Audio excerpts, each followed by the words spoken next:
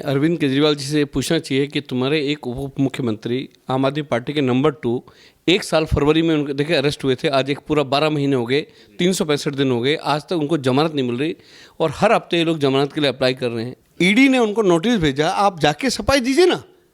आपने बेईमानी नहीं की, आपने चोरी नहीं की, आपने डकैती नहीं की, आपने भ्रष्टाचार नहीं किया, तो आप डर क्यों रहे, भाग क्यों रहे हो? तो ये न्यायपालिका का जो सम्मान आया है, उसके बाद की जो आपने जो कहा उसकी बात की बौखलाहट है कि बीजेपी को कहना कि कभी हम इधर होंगे आप उधर होंगे, आप उधर होंगे हम इधर होंगे, तो ये केवल बौखलाहट और कुछ नहीं। तो अपनी चोरियों को छुपाने का और जनता से सहानुभूति लेने का अरविंद केजरीवाल का शुरू से ही एक उनका एक स्टैंड इस तरह करते हैं। नमस्कार, मैं हूं आपके साथ अर्जुन खजूरिया और आपका स्वागत है हमारे चैनल पर।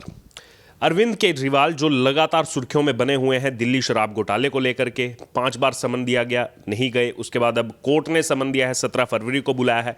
इसी बीच सबसे पहली प्रतिक्रिया जो है अरविंद केजरीवाल की सामने आई है और अरविंद केजरीवाल ने एक हिसाब से कहा जाए तो चेतावनी तो उन्होंने कहा, लेकिन कहीं ना कहीं धमकी देने का प्रयास बीजेपी को किया है। जी हाँ, अरविंद केजरीवाल ने कुछ देर पहले ही कहा है कि समय का चक्र जो है वो घूमता है, समय बड़ा बलवान है, अहंकार मत करो, भगवान ना करे कल समय का चक्र जब घूमेगा और तुम इधर होगे हम उधर होंगे, कहीं ऐसा ना हो यही कानून तुमको खाने के लिए उसके बाद दौड़े। तो ये धमकी जो है उन्होंने बीजेपी को दी और तमाम मुद्दों पर अरविंद केजरीवाल से जुड़े हुए चर्चा करने के लिए हमारे साथ मौजूद हैं दिल्ली भारतीय जनता पार्टी के प्रदेश मंत्री विनोद बछेती जी। विनोद जी, स्वागत है आपका हमारे चैनल पर। जो कोर्ट ने बुलाया उस पर तो मैं आऊँगा, लेकिन सबसे पहले अभी जो कुछ देर पहले प्रतिक्रिया आई है अरविंद केजरीवाल की, ईडी के पास जा नहीं रहे हैं, सामने पेश नहीं हो रहे हैं, लेकिन धमकी देने का प्रयास जो है वो लगातार कर रहे हैं। वो बीजेपी को कह रहे हैं कि समय का चक्र जब आएगा यही कानून आपको खाने के लिए दौड़ेगा। फिर नहीं, अरविंद केजरीवाल जी से पूछना चाहिए कि तुम्हारे एक उप मुख्यमंत्री आम आदमी पार्टी के नंबर 2 एक साल फरवरी में उनके देखिए अरेस्ट हुए थे। आज एक पूरा 12 महीने हो गए, 365 दिन हो गए, आज तक उनको जमानत नहीं मिल रही और हर हफ्ते ये लोग जमानत के लिए अप्लाई कर रहे हैं। चाहे वो मनीष सिसोदिया हो, चाहे वो संजय सिंह की हो। आखिर ठीक है, भाजपा को आप आरोप लगाना अरविंद केजरीवाल का बिल्कुल अधिकार समझता है, मोदी जी को गाली देना, भाजपा को गाली देना। आखिर न्यायपालिका क्यों नहीं दे रही मतलब उनको जमानत? कहीं ना कहीं जो अपराध है, जो दिल्ली में जो आबकारी नीति थी, जो शराब का ये जो घोटाला था, ये घोटाला अब तक दिल्ली के इतिहास में इससे बड़ा घोटाला हुआ ही नहीं। उसमें मेन जो मास्टरमाइंड है वो अरविंद केजरीवाल है। कहीं ना कहीं कोर्ट, अब देखिए जिस तरह से कोर्ट ने सम्मन भेजा अर्जुन जी, तो उससे अब ये जो चीज़ें अब लोगों के सामने चीज़ें साफ हो गई है कि भाई कोर्ट अगर आप ईडी के कहने पे आप नहीं आ रहे हो तो ठीक है, कह सकते हैं कि क्योंकि ईडी जो है भारत सरकार है, भारत सरकार में भारतीय जनता पार्टी है, मोदी जी प्रधानमंत्री है। लेकिन अगर कोर्ट ने जो सम्मन भेजने के बाद अब ये पूरी स्पष्ट हो गया है कि अरविंद केजरीवाल इस पूरे मामले में न्यायपालिका ने पूरी जांच पड़ताल के बाद ये तय कर लिया और उसके बाद सम्मान भेजा कि कहीं ना कहीं इसका मुख्य जो सूत्रधार है इस जो आबकारी नीति का, इसमें अरविंद केजरीवाल है, उनको भेजा। तो ये न्यायपालिका का जो सम्मान आया है, उसके बाद की जो आपने जो कहा उसकी बात की बौखलाहट है कि बीजेपी को कहना कि कभी हम इधर होंगे आप उधर होंगे, आप उधर होंगे हम इधर होंगे, तो ये केवल बौखलाहट और कुछ नहीं।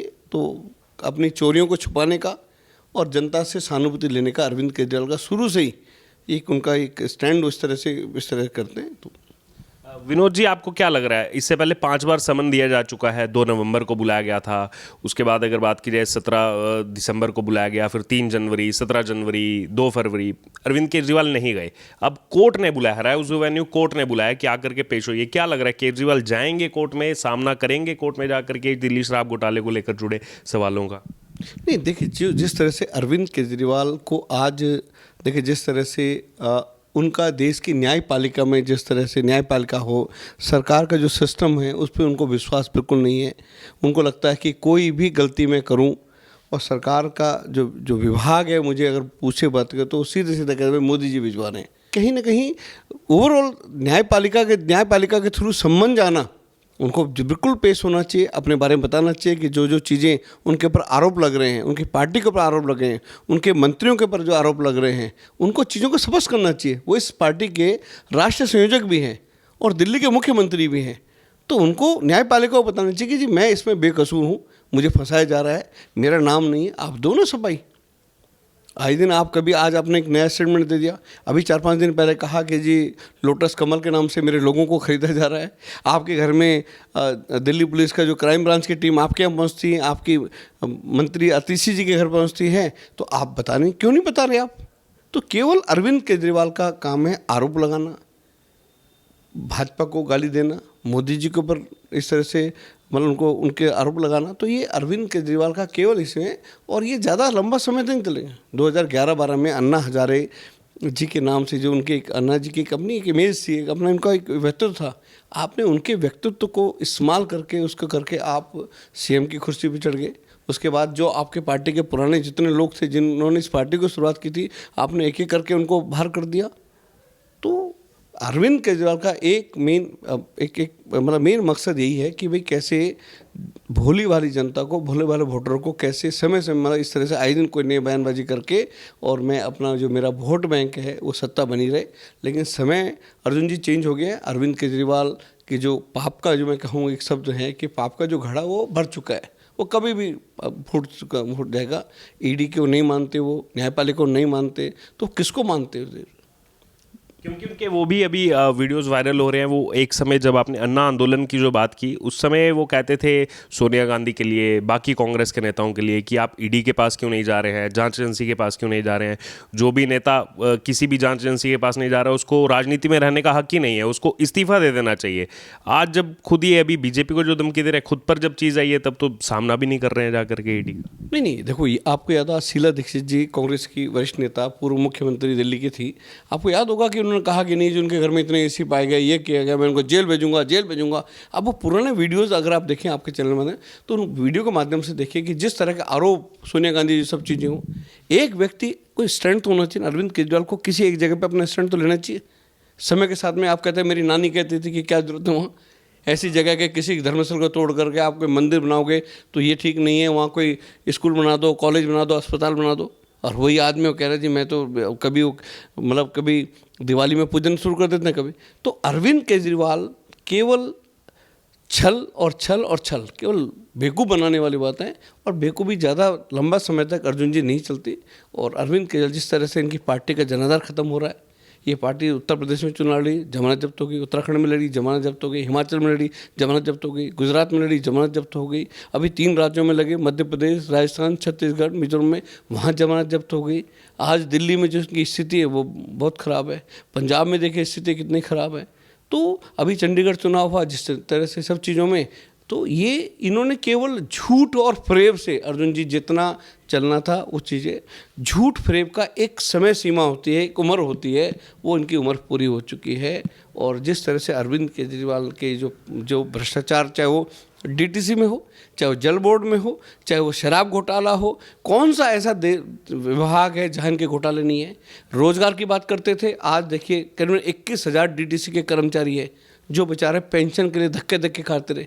8-9 महीने सालों से उनकी पेंशन नहीं है। पिछले अर्जुन जी 2.5-3 साल से जो वृद्धा पेंशन आती थी वो वृद्धा पेंशन बंद है ना। उसी तरह से आज 21,000 से ज़्यादा दिल्ली में गेस्ट टीचर थे, उन टीचरों का क्या हुआ, उनको वो आज अपने घर बैठ गए हैं। आज इन्होंने जो युवाओं को नौकरी की बात की थी, कुछ युवाओं को इन्होंने क्या हुआ सिविल डिफेंस के बना करके डीटीसी की बसों में उनको मतलब मार्शल लगा दिया। उनके 1-1 साल से उनकी तनख्वाह ही नहीं मिल रही है ना। वो कुछ लोगों को इन्होंने क्या पढ़े लिखे युवाओं को, ग्रेजुएट युवाओं को क्या हुआ, इन्होंने चौराहे पे खड़ के एक तख्ती पढ़ा दी है ना, वो याद है वो पॉल्यूशन के। तो अरविंद केजरीवाल बताया कि पिछले 9-9.5 साल के कार्यकाल में, 9 साल के कार्यकाल में क्या किया, 0। तो अरविंद केजरीवाल जी को ये समझिए कि ये देश केवल अरविंद केजरीवाल ने नहीं चलाया पिछले, मतलब ये जो दिल्ली पिछले 10 साल में, इस दिल्ली का अपना एक लंबा इतिहास रहा है। आप लोगों की भावनाओं के साथ कब तक खिलवाड़ करते रहेंगे? इस तरह अनाप शराब करने आप किसी को नहीं मानते। आप चोरी करते हो, बेईमानी करते हो और राजघाट पे महात्मा गांधी जी की मूर्ति के आगे बैठ जाते हो, है ना। तो जब आपने ये शराब का घोटाला किया, शराब का घोटाले में पॉलिसी क्या लाए, 1 बोतल के साथ 1 बोतल फ्री, महिलाओं के लिए 30% डिस्काउंट कर दिया। रात को 11 बजे के बाद किसी दिल्ली एनसीआर में इससे पहले कभी भी शराब नहीं परोसी जाती थी। आपने शराब लिखकर कंपनी को फ़ायदा हो, मोटी कमीशन उनको भी मिले, आपको भी मिले, आपने 11 बजे से लेके अर्जुन जी और रात के 3 बजे तक आपने कर दिया। जहाँ पहले 23 ड्राई डे होते, 365 दिन में 23 ड्राई डे होते थे, आपने शराब ज़्यादा बिके, शराब कंपनी को फ़ायदा हो, आपको कमीशन मिले, आपने 23 से घटा के 3 दिन कर दिए ड्राई डे। केवल 365 दिन में उस पॉलिसी में केवल 3 दिन शराब की दुकानें बंद होती है 365 दिन में, बाकी दिन हुआ। तो ये केवल जैसे हमारे देश में बहुत सारे मुगल एक से एक राजा महाराजा आए जिन्होंने देश को लूटने का जिनका मकसद था। मुझे इतिहास जब लिखा जाएगा तो अरविंद केजरीवाल भी इन्हीं तरह का एक मुख्यमंत्री आया था जिसने दिल्ली को लूट खसोट, युवाओं को शराब और इस तरह से करके इतिहास में लिखा जाएगा। एक आखिरी कमेंट संक्षिप्त में जानना चाह रहा हूँ, कानून के जो जानकार हैं, पीएमएलए के जो जानकार हैं, जो पूरा मामला चल रहा है, prevention of money laundering act, उनका ये कहना है कि बार बार जैसे अवहेलना कर रहे हैं समन की, सब चीज़ों की, तो गिरफ्तारी इनकी संभव है। अगर पूरे उनके पास पुख्ता सबूत है तो गिरफ्तारी से कोई नहीं रोक सकता।